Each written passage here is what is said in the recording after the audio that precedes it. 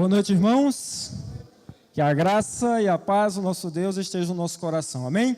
Vamos então para a mensagem de hoje. Irmãos, abra sua Bíblia. João, capítulo 10. Vamos todos abrir a Bíblia juntos, irmão. Deus tem uma mensagem muito especial para falar para você hoje. Então volte toda a sua atenção para aquilo que Deus tem para falar para você. Desligue o seu celular, não converse com a pessoa que está ao seu lado, mantenha o seu filhinho pertinho de você. Deus tem algo especial para lhe dizer. Volte todo o seu coração, toda a sua atenção para a mensagem que Deus tem para lhe dizer hoje. João capítulo 10. Feche os seus olhos. Vamos fazer uma outra oração. Querido Deus, nós agradecemos ao Senhor, porque sabemos que o Senhor já está no nosso meio. Muito obrigado, Senhor. Nós queremos pedir que o Senhor fale ao nosso coração, que o Senhor nos ajude a ouvir a Tua voz, a sentir a Tua presença, e que possamos sair daqui com a certeza de que o Senhor nos ama. Fica conosco, é isso que pedimos e que agradecemos, no nome de Jesus. Amém. João 10, João capítulo 10, versículo 17 e 18. João 10, 17 e 18 diz o seguinte: Por isso o Pai me ama, porque eu dou a minha vida para a tomá-la. Ninguém a tira de mim, mas eu de mim mesmo a dou. Tenho poder para dar e poder para tomá-la. Este mandamento recebi de meu Pai. Irmão, quando eu vejo esse texto, eu me lembro muito naquela ocasião em que Jesus foi traído. Eu quero que você volte a sua atenção agora para aquele momento onde Jesus foi traído. Jesus está com os seus discípulos no cenáculo, os 12 discípulos. Então, ele despede Judas. Ele sabia que Judas estava saindo do cenáculo para o trair. Ele despede Judas e diz: Judas, o que você tem de fazer, faça-o depressa. Jesus então se dirige com os discípulos para um monte. Qual é o nome desse monte, irmãos? Monte? Das Oliveiras. Judas sabia que Jesus se encontrava com os seus discípulos, vez ou outra, no Monte das Oliveiras. Jesus vai para o Monte das Oliveiras. Ao chegar nesse monte, ele se direciona para um dos jardins que existem lá. Existiam vários jardins no Monte das Oliveiras, vários jardins. E Jesus vai para um específico. Que jardim é esse, irmão? Getsêmani. Ao se direcionar para o Getsêmani, naquele momento Judas não sabia mais o exato lugar onde Jesus estava. Judas não sabia mais onde Jesus estava. Jesus então, irmãos, que está com seus discípulos, com os 11 discípulos restantes, deixa 8 discípulos e segue mais adiante, com 3 dos seus discípulos. Quem são eles? João, Pedro e Tiago. Quando Jesus deixa então aqueles discípulos, os 8 que ficaram não sabiam mais o exato lugar onde estava Jesus. Eles não sabiam mais onde Jesus estava, só os 3 que foram com Cristo. Jesus então deixa os 3 discípulos dele lá, João, Tiago e Pedro, e segue mais adiante ainda. E vai mais adiante. Quando Jesus faz isso, irmão, nem aqueles 3 mais sabiam onde eles estavam, apenas o próprio Jesus. Jesus então está orando, ele termina a sua oração, vai até os discípulos, os acorda e diz: levantem-se, porque o traidor se aproxima.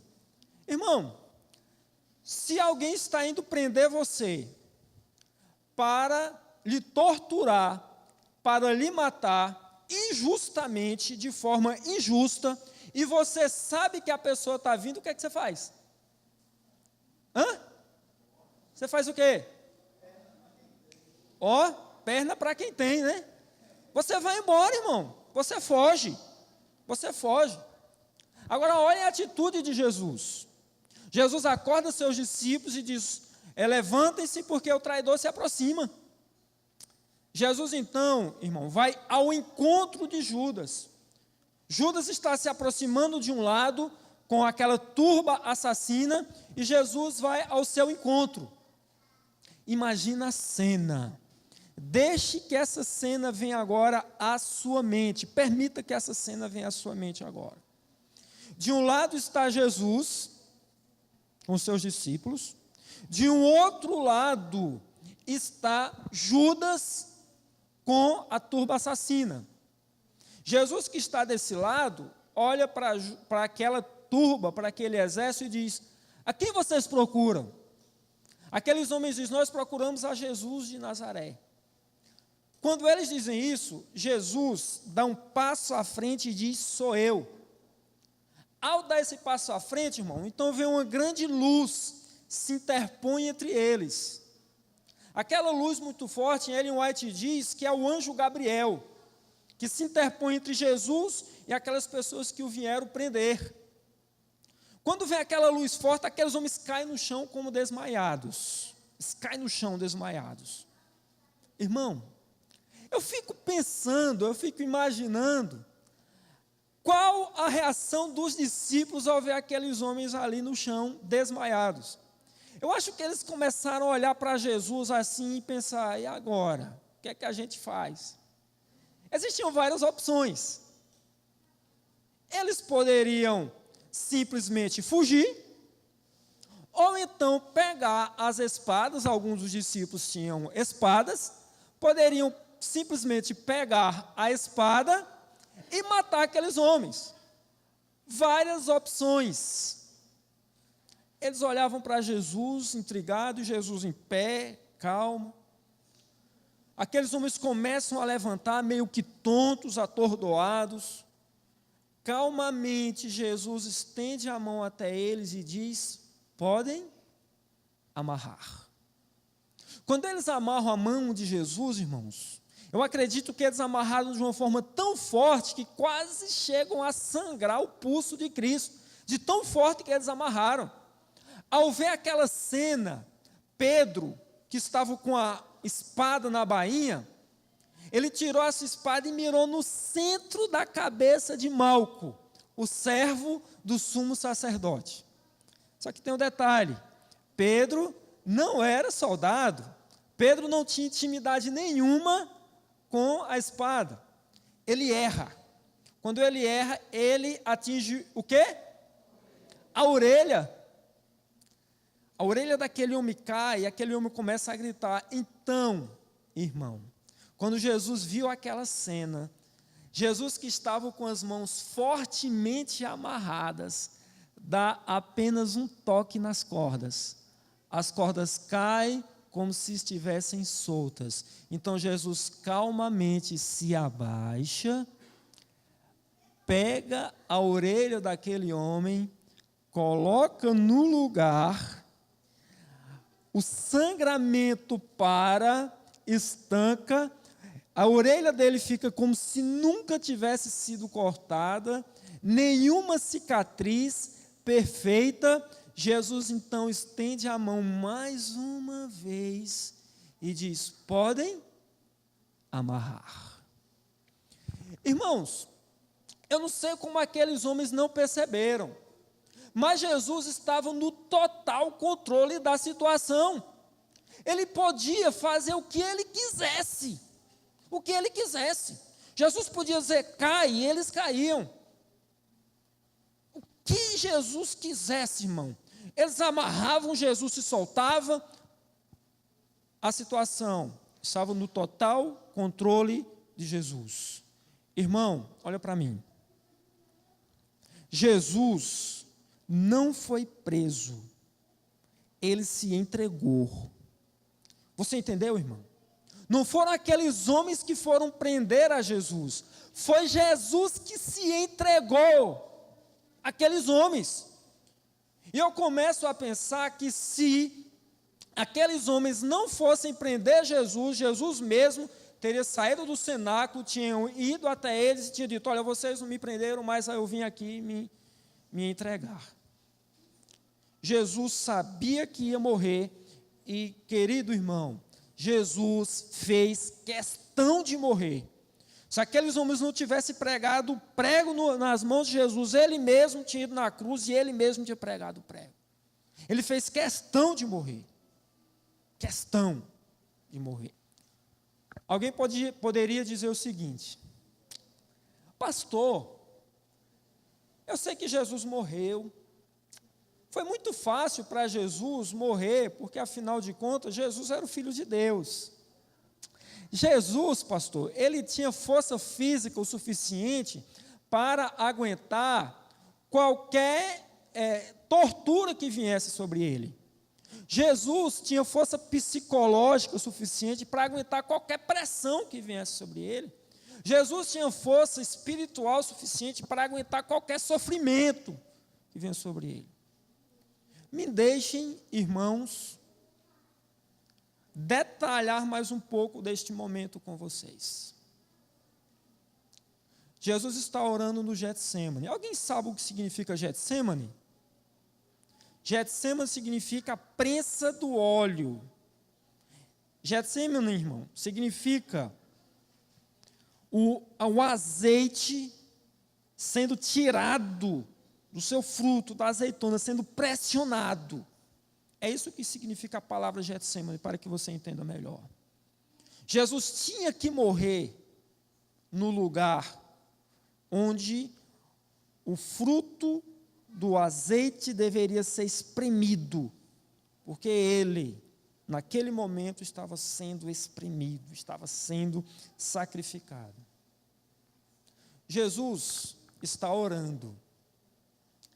E ele faz uma oração, na oração ele diz o seguinte: Abba, Pai, se for possível, passa de mim este cálice. A palavra Abba no seu original significa paizinho. É uma palavra proferida de uma criancinha para o seu pai, quando ela quer ser carinhosa com o seu pai, ou quando ela quer causar a piedade do seu pai. Nunca um menininho diria a palavra Abba para o pai de um coleguinha seu.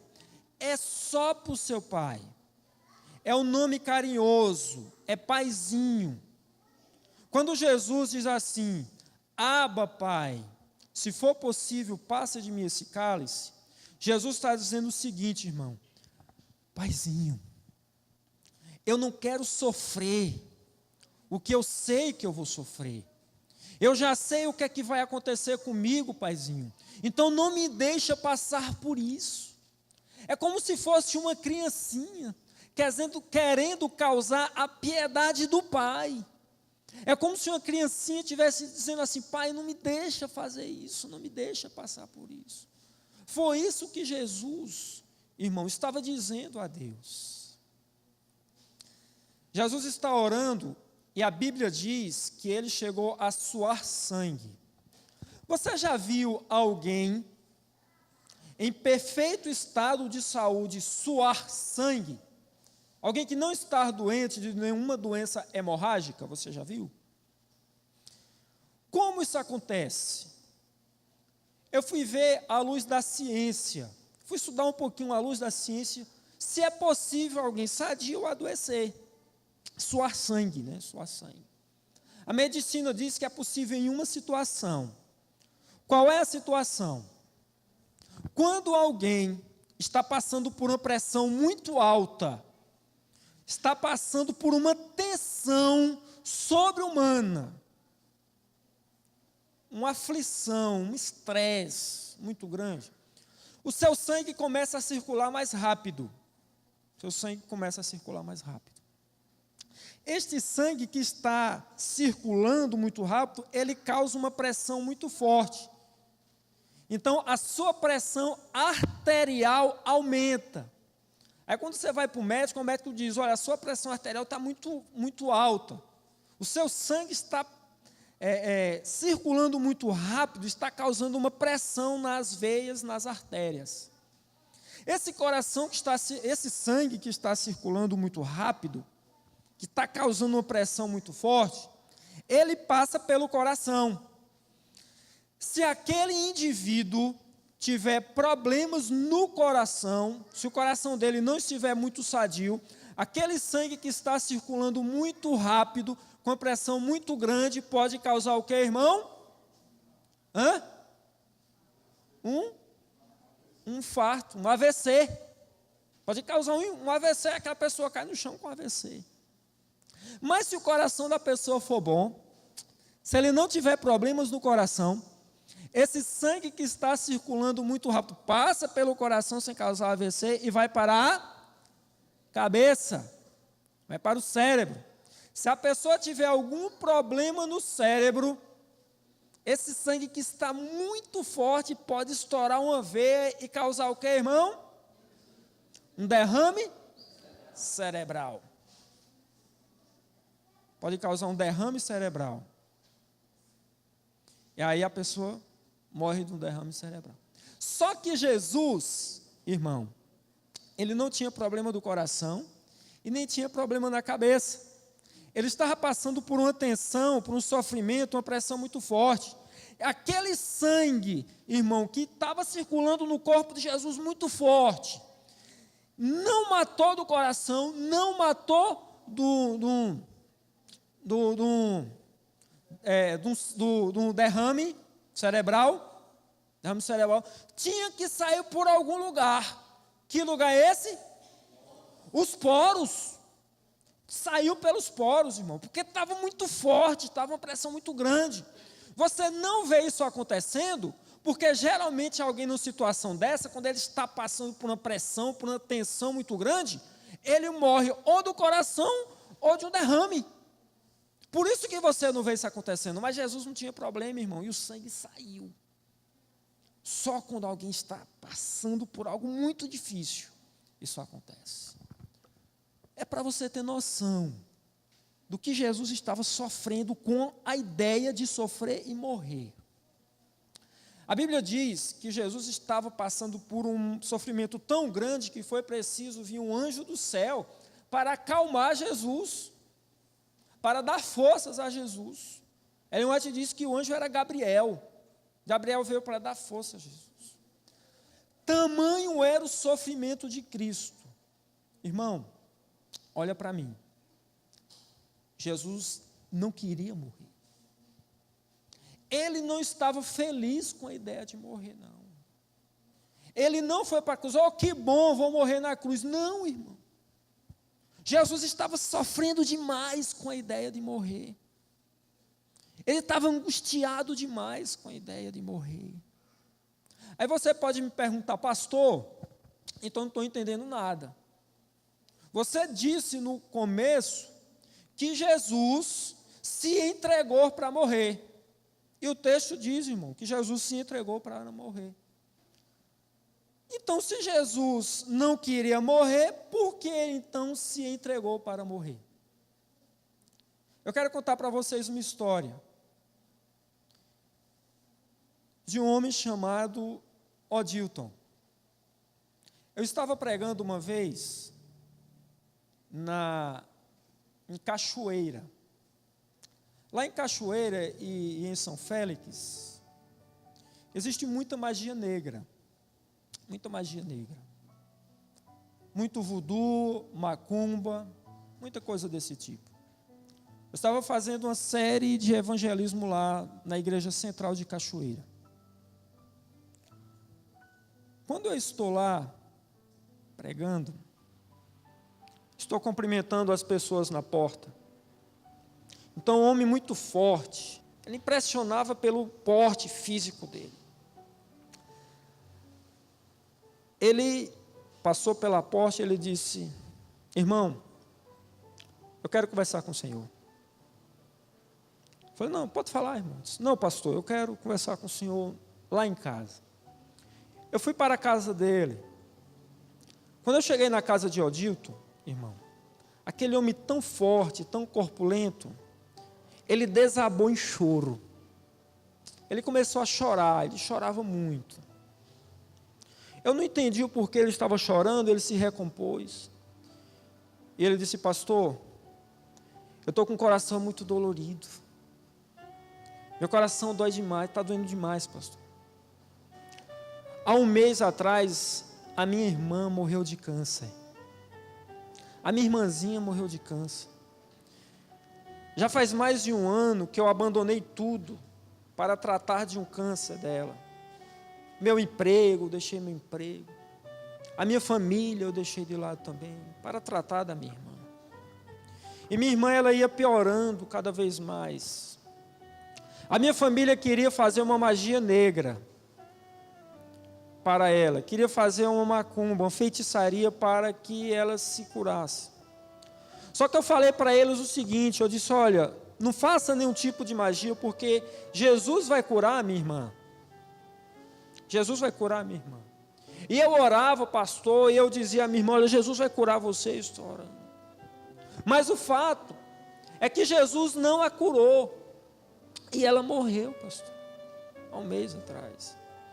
E o que me dói, não é só porque a minha irmã morreu. O que me dói é que a minha mãe havia falado que se minha irmã morresse, ela não iria aguentar a dor de perder a sua filhinha. Também iria morrer. E minha mãe, pastor, em menos de 24 horas, também morreu. Morreu do coração. Então, pastor, nós sepultamos a minha mãe e a minha irmã juntas. Eu estou sofrendo demais, pastor, eu sofro demais. Mas, irmão, o que me chama a atenção nessa história foi o discurso do médico da família no momento do velório. O médico da família foi lá no momento do velório e fez um discurso. E ele falou o seguinte, 2 pontos. Se eu pudesse colocar no laudo a verdadeira causa da morte desta mãe, eu diria que ela morreu por amor. Se eu pudesse escrever o motivo da morte dela, eu escreveria lá que ela morreu por amor. Ela morreu porque ela não aguentou viver sem a sua filhinha. E quando eu vi, irmãos, quando o Odilto me contou aquela história, chorando, eu pude entender o porquê Jesus, sofrendo tanto, ainda se entregou para morrer. Porque Jesus, mesmo com tanta aflição, ainda se entregou para morrer. Jesus se entregou para morrer, irmão, porque Ele ama você. Ele te ama, irmão. Para Jesus, irmão, seria muito pior viver sem você do que morrer. Você entende, irmão? Jesus, ele não pode conceber a ideia de ir para o céu se você não estivesse lá. Jesus, ele não pôde, irmão, entender,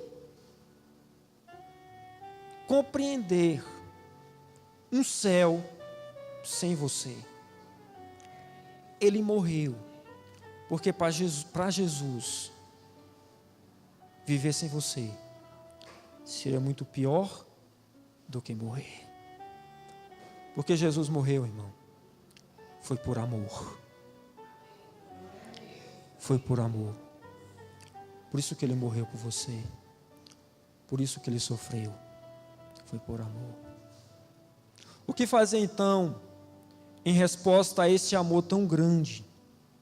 Jesus morreu por mim, o que é que eu devo fazer em resposta? Eu assisti um filme, irmão, e é só um filme, nada mais do que um filme. Não foi real, mas serve para ilustrar isso que eu quero que você entenda. O nome do filme é O Resgate do Soldado Ryan. A história se passa na Segunda Guerra Mundial. 5 irmãos vão para a guerra, 4 morrem na guerra.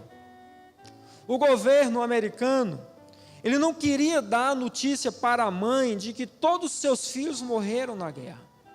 Então, destaca um batalhão para entrar nas fileiras inimigas, para encontrar um soldado.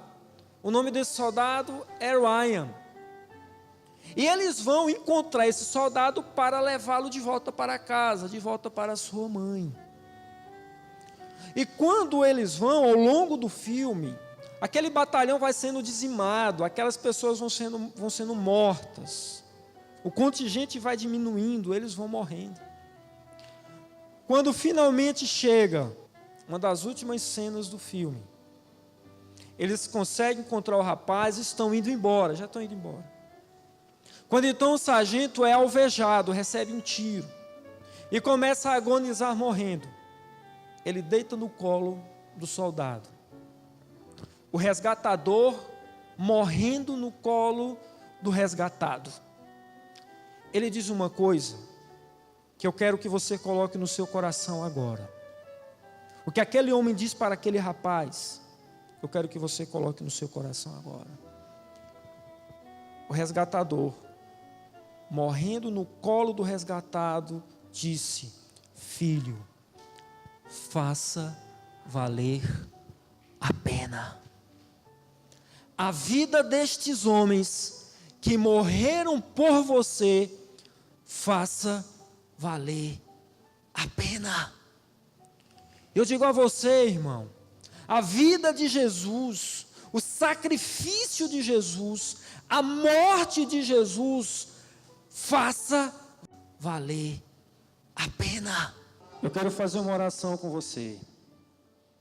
Eu quero orar com você que quer entregar a vida a Jesus, que entendeu que Jesus entregou a vida por você e quer entregar a vida a Jesus. Feche seus olhos, vamos orar. Querido Deus, nós agradecemos ao Senhor o tamanho do teu sacrifício, de ver o teu filho morrendo, e pela única vez no universo, ficar impotente, não poder fazer nada. Eu começo a imaginar, Senhor, o seu coração, ao ver o teu filho amado, justo, morrendo na mão de pecadores, querendo livrar da cruz, mas sem poder, porque Jesus não estava na cruz obrigado, Jesus não estava na cruz porque ele foi preso, Jesus estava na cruz porque ele quis estar na cruz, porque ele desejou estar na cruz, não porque isso fosse confortável para ele, muito pelo contrário, ele sofreu, ele se angustiou para estar naquele lugar. Foi o maior sofrimento que um ser vivo no universo podia suportar, e ele quis estar lá, e a única razão para ele estar lá, somos nós, sou eu, é cada irmão que está nessa igreja, é cada pessoa que está nos ouvindo nesse momento.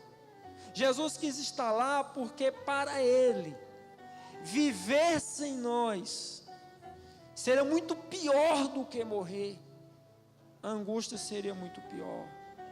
Pai amado, abençoa para que cada pessoa que está nos ouvindo agora, faça com que o sacrifício de Jesus valha a pena na sua vida, para que Jesus não tenha morrido em vão.